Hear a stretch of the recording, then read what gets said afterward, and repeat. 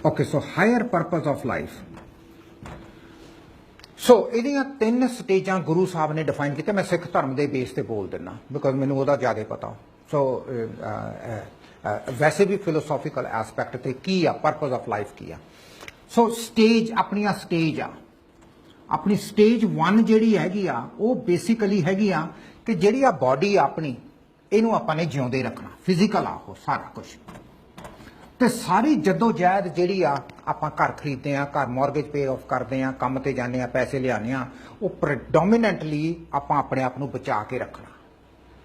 ਪੁਰਾਣੇ ਜ਼ਮਾਨੇ ਵਿੱਚ ਆਪਾਂ ਤੀਰ ਮਾਰ ਕੇ ਜਾਨਵਰ ਨੂੰ ਮਾਰ ਕੇ ਲਿਆਉਂਦੇ ਸੀ, ਅੱਗ ਬਾਲ ਕੇ ਉਹਨੂੰ ਰੋਸਟ ਕਰਕੇ ਖਾ ਲਿਆ ਪੁਰਾਣੇ ਜ਼ਮਾਨੇ 'ਚ, ਬਹੁਤ ਪੁਰਾਣੇ ਜ਼ਮਾਨੇ 'ਚ, ਰਾਈਟ। ਉਦੋਂ ਵੀ ਆਪਣੀ ਸਟੇਜ 1 ਦੀ ਲਾਈਫ ਸੀਗੀ। ਆਪਾਂ ਨੇ ਫਿਜ਼ੀਕਲ ਆਪਣੇ ਆਪ ਨੂੰ ਜਿਉਂਦੇ ਰੱਖਣਾ। ਇਹ ਪਹਿਲੀ ਪਰਪਸ ਆਫ ਲਾਈਫ ਆ। ਇਹ ਲੋਅਰ ਪਰਪਸ ਆਫ ਲਾਈਫ ਆ ਵੀ ਤੁਸੀਂ ਜਿਉਂਦੇ ਰੱਖਣਾ। ਲੇਕਿਨ ਇੱਕ ਟਾਈਮ ਜ਼ਿੰਦਗੀ 'ਚ ਐਸਾ ਆਉਂਦਾ ਜਦੋਂ ਤੁਹਾਡੇ ਕੋਲੇ ਇਨਫ ਹੋ ਜਾਂਦਾ ਕਿ ਤੁਸੀਂ ਆਪਣੀ ਫਿਜ਼ੀਕਲ ਲਾਈਫ ਨੂੰ ਜਿਉਂਦੇ ਰੱਖ ਸਕਦੇ ਹੋ।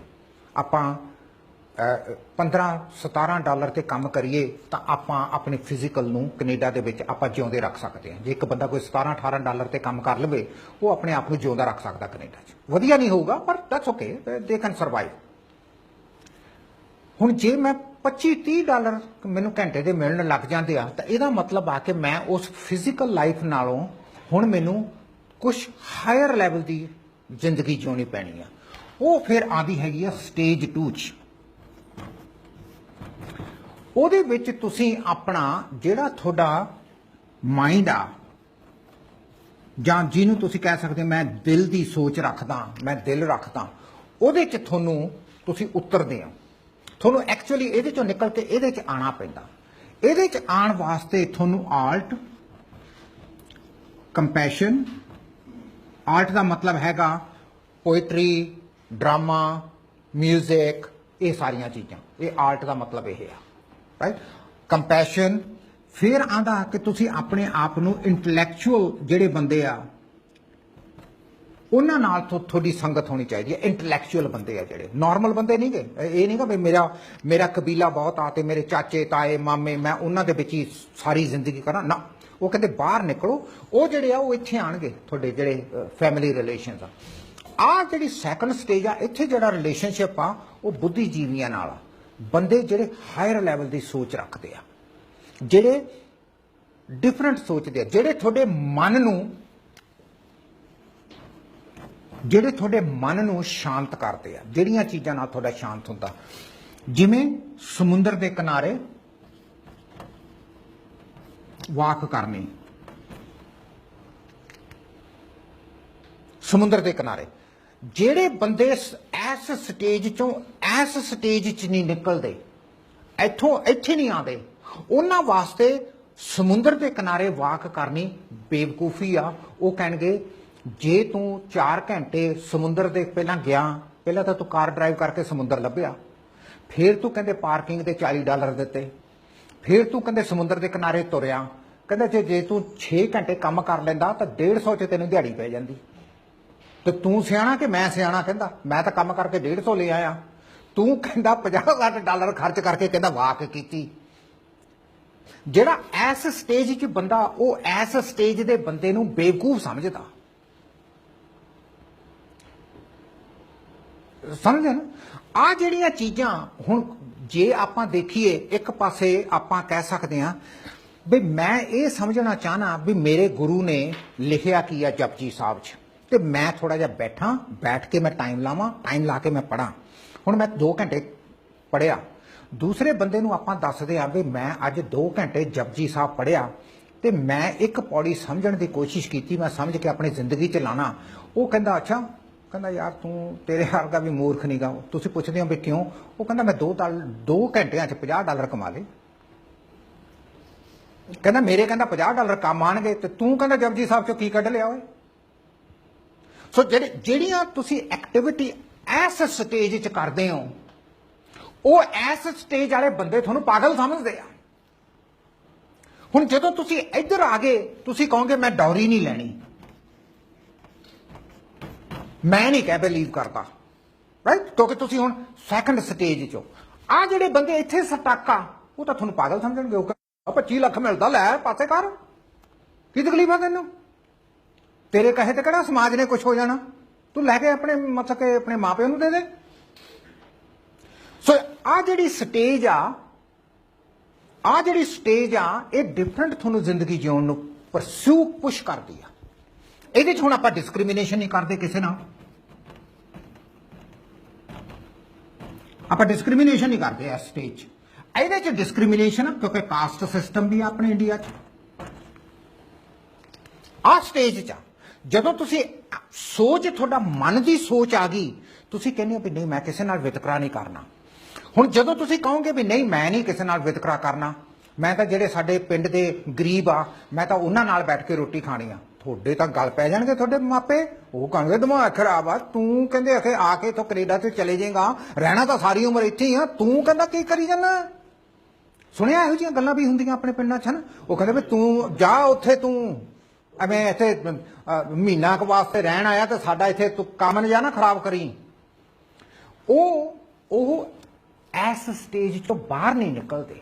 ਸੋ ਹਾਇਰ ਪਰਪਸ ਆਫ ਲਾਈਫ ਹੈਗਾ ਕਿ ਤੁਸੀਂ ਸਟੇਜ 2 ਦੀ ਜ਼ਿੰਦਗੀ ਕ੍ਰੀਏਟ ਕਰ ਸਕਦੇ ਹੋ ਆਪਣੀ, ਜਿੱਥੇ ਤੁਹਾਨੂੰ ਸ਼ਾਂਤੀ ਮਿਲੇ। ਇੱਥੇ ਸ਼ਾਂਤੀ ਨਹੀਂ ਮਿਲ ਸਕਦੀ ਕਿਉਂਕਿ ਇੱਥੇ ਦੌੜ ਲੱਗੀ ਹੋਈ ਆ, ਕਿਤੇ ਪਹੁੰਚਣਾ, ਤੁਸੀਂ ਘਰ ਫ੍ਰੀ ਕਰਨਾ, ਬਿਜ਼ਨਸ ਸੈੱਟ ਕਰਨਾ, ਬੈਂਕ ਬੈਲੈਂਸ ਚਾਹੀਦਾ, ਇਲੈਕਸ਼ਨਾਂ ਲੜਨੀਆਂ, ਸਪੀਚਾਂ ਦੇਣੀਆਂ, ਰਾਈਟ। ਇੱਥੇ ਕਿਤੇ ਪਹੁੰਚਣਾ, ਇਹ ਸਟੇਜ 1 ਦੀ ਲੜਾਈ ਆ ਸਟੇਜ 2 ਦੀ ਆ। ਇੱਥੇ ਹੁਣ ਤੁਹਾਨੂੰ ਪਤਾ ਹੋਵੇ ਤੁਹਾਡੇ ਕੋਲ ਹੈਗਾ, ਕੋਈ ਫਰਕ ਨਹੀਂ ਪੈਂਦਾ ਜੇ ਮੇਰਾ 2000 ਦਾ ਸਕੁਅਰ ਫੀਟ ਦਾ ਘਰ ਆ ਕੇ 1200 ਸਕੁਅਰ ਫੀਟ ਦਾ ਹੋ ਸਕਦਾ, ਮੈਂ ਅਪਾਰਟਮੈਂਟ 'ਚ 700 ਸਕੁਅਰ ਫੀਟ ਹੀ ਹੋਵੇ ਮੇਰਾ, ਪਰ ਮੈਂ ਕੰਫਰਟੇਬਲ ਹਾਂ, ਜਿੱਥੇ ਵੀ ਹੈਗਾ ਮੈਂ ਕੰਫਰਟੇਬਲ ਹਾਂ। This is fine with me. ਹੁਣ ਮੇਰੇ ਨਾਲ ਗੱਲ ਕਰੋ ਵੀ ਇੱਕ ਬੁੱਧੀਜੀਵੀ ਕੋਈ ਸੁਰਜੀਤ ਪਾਤਰ ਆਇਆ ਕਿਤੇ ਆਪਣੀ ਪੋਇਟਰੀ ਪੜ੍ਹਨ, ਮੈਂ ਉਹਨੂੰ ਸੁਣਨ ਜਾਊਂਗਾ, ਵਰਸੇਜ਼ ਕਿ ਮਿਸ ਪੂਜਾ ਆਈ ਆ ਮੈਂ ਉਹਨੂੰ ਸੁਣਨ ਜਾਊਂਗਾ। ਡਿਪੈਂਡ ਕਰਦਾ, ਇੱਥੇ ਡਿਫਰੈਂਟ ਥਾਟਸ, ਫੀਲਿੰਗਸ ਤੇ ਲਾਈਕਿੰਗਸ ਆ, ਇੱਥੇ ਡਿਫਰੈਂਟ। ਫਿਰ ਇੱਕ ਥਰਡ ਸਟੇਜ ਆਉਂਦੀ ਆ। ਸੋ 3 ਸਟੇਜਾਂ, ਉੱਥੇ ਤੁਹਾਡੀ ਆਤਮਾ ਦੀ ਪੂਰਤੀ ਹੁੰਦੀ ਆ, ਇੱਥੇ ਮਨ ਦੀ ਪੂਰਤੀ ਹੁੰਦੀ ਆ, ਇੱਥੇ ਸਰੀਰ ਦੀ ਪੂਰਤੀ ਹੁੰਦੀ ਆ, ਆ ਸਰੀਰ ਦੀ ਆ ਮਨ ਦੀ ਆ, ਇੱਥੇ ਆਤਮਾ ਦੀ ਪੂਰਤੀ ਹੁੰਦੀ ਆ। ਇਹ ਬਹੁਤ ਹੀ ਹਾਇਰ ਲੈਵਲ ਦੀ ਕੌਨਸ਼ੀਅਸ ਆ ਜਦੋਂ ਤੁਸੀਂ ਖੁਦ ਇੰਟੈਲੈਕਚੁਅਲ ਬਣਦੇ ਆ, ਜਦੋਂ ਤੁਹਾਡੇ ਅੰਦਰ ਵਿਤਕਰਾ ਖਤਮ ਹੋ ਜਾਂਦਾ।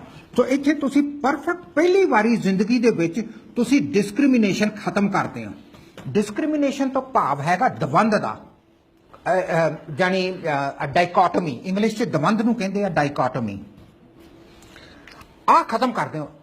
ਹੁਣ ਜੇ ਆਪਾਂ ਗੁਰੂ ਸਾਹਿਬ ਨੂੰ ਦੇਖੀਏ, ਉਹਨਾਂ ਦੀ ਜ਼ਿੰਦਗੀ ਦੇਖੀਏ, ਉਹਨਾਂ ਨੇ ਆਹ ਦਵੰਦ ਤੇ ਡਿਸਕ੍ਰਿਮੀਨੇਸ਼ਨ ਕਿਵੇਂ ਖਤਮ ਕੀਤਾ। ਆਪਣਾ 10ਵੇਂ ਗੁਰੂ ਦੀ ਆਪਾਂ ਐਗਜ਼ਾਮਪਲ ਲਈਏ, ਲੜਾਈ ਹੋਣੀ ਸੀ, ਲੜਾਈ ਹੋ ਰਹੀ ਆ, ਉਹਨਾਂ ਨੇ ਇਹ ਨਹੀਂ ਦੇਖਿਆ ਵੀ ਮੇਰਾ ਮੁੰਡਾ ਜਾਊਗਾ ਕਿ ਨਹੀਂ ਜਾਊਗਾ, ਉਹਨਾਂ ਨੇ ਕਿਹਾ ਵੀ ਗੈਟ ਰੈਡੀ ਐਂਡ ਨਾਓ ਤੇਰਾ ਜੱਥਾ ਜਾ ਰਿਹਾ 5 ਬੰਦਿਆਂ ਦਾ, ਰਾਈਟ। ਉਹਨਾਂ ਨੇ ਇਹ ਕੋਈ ਡਿਸਕ੍ਰਿਮੀਨੇਸ਼ਨ ਨਹੀਂ ਕੀਤਾ ਕਿਸੇ 'ਚ, ਉਹਨਾਂ ਦੀ ਕੋਈ ਡਾਇਕੋਟਮੀ ਨਹੀਂ ਸੀ। ਕਿਉਂ? ਕਿਉਂਕਿ ਉਹ ਇਸ ਲੈਵਲ ਤੇ ਵੀ ਨਹੀਂ ਸੀ, ਐਸ ਤੇ ਵੀ ਨਹੀਂ ਸੀ, ਉਹ ਇੱਥੇ ਆ ਚੁੱਕੇ ਸੀ। ਉਹਨਾਂ ਨੂੰ ਹੁਣ ਡਿਸਕ੍ਰਿਮੀਨੇਸ਼ਨ ਨਹੀਂ ਲੱਗਦਾ, ਆਪਣੇ ਪਰਾਏ 'ਚ ਕੋਈ ਫਰਕ ਨਹੀਂ, ਸਾਰੇ ਇੱਕੋ ਜਿਹੇ। ਤਾਂ ਉਹ ਕਹਿੰਦੇ ਸੀ ਵੀ ਲੈ ਜੇ ਮੇਰੇ ਕਹਿੰਦਾ ਫਿਰ 4 ਮਰ ਗਏ ਤਾਂ ਮੇਰੇ ਤਾਂ ਕਹਿੰਦਾ ਲੱਖਾਂ ਹੀ ਹੋਰ ਹੈਗੇ ਆ। ਉਹ ਜਿਹੜੀ ਸੋਚ ਆ ਕਿੱਥੋਂ ਆਉਂਦੀ ਆ? ਉਹ ਹਾਇਰ ਪਰਪਸ ਆਫ ਲਾਈਫ 'ਚੋਂ ਆਉਂਦੀ ਆ। ਫਿਰ ਤੁਹਾਡਾ ਪਹਿਲੀ ਵਾਰੀ ਜ਼ਿੰਦਗੀ ਦੇ ਵਿੱਚ ਪਿਆਰ ਹੁੰਦਾ, ਤੁਸੀਂ ਮੋਹ ਟੁੱਟਦਾ। ਆਹ 2 ਸਟੇਜਾਂ ਦੇ ਵਿੱਚ ਤੁਹਾਡਾ ਮੋਹ ਆ, ਆਹ ਸਟੇਜ ਦੇ ਵਿੱਚ ਤੁਹਾਡਾ ਪਿਆਰ ਪੈਂਦਾ, ਰੀਅਲ ਪਿਆਰ ਪੈਂਦਾ। ਕੋਈ ਵੀ, ਚਾਹੇ ਉਹ ਤੁਸੀਂ ਕੁਰਾਨ ਨੂੰ ਪੜ੍ਹੋ, ਚਾਹੇ ਬਾਈਬਲ ਨੂੰ ਪੜ੍ਹੋ, ਚਾਹੇ ਗੁਰੂ ਗ੍ਰੰਥ ਸਾਹਿਬ ਨੂੰ ਪੜ੍ਹੋ, ਚਾਹੇ ਭਗਵਤ ਗੀਤਾ ਨੂੰ ਪੜ੍ਹੋ, ਉਹ ਐਸ ਐਸਪੈਕਟ ਤੋਂ ਲਿਖੀ ਗਈਆਂ ਕਿਤਾਬਾਂ, ਐਸ ਐਸਪੈਕਟ ਤੋਂ। ਉਹਨੂੰ ਜਦੋਂ ਆਪਾਂ ਐਸ ਸਟੇਜ 'ਚ ਪੜ੍ਹਦੇ ਹਾਂ, ਆਪਾਂ ਕਹਿੰਦੇ ਯਾਰ ਸਮਝ ਹੀ ਨਹੀਂ ਆਇਆ, ਆਈ ਡੋਂਟ ਨੋ ਕੀ ਲਿਖਿਆ ਹੋਇਆ, ਪਤਾ ਹੀ ਨਹੀਂ ਹੈ ਕੀ ਲਿਖਿਆ। ਉਹਨੂੰ ਸਮਝਣ ਵਾਸਤੇ ਆਪਾਂ ਨੂੰ ਐਸ ਸਟੇਜ 'ਚ ਉਤਰਨਾ ਪੈਂਦਾ। ਉਹਨੂੰ ਕਹਿੰਦੇ ਆਪਾਂ ਹਾਇਰ ਪਰਪਸ ਆਫ ਲਾਈਫ।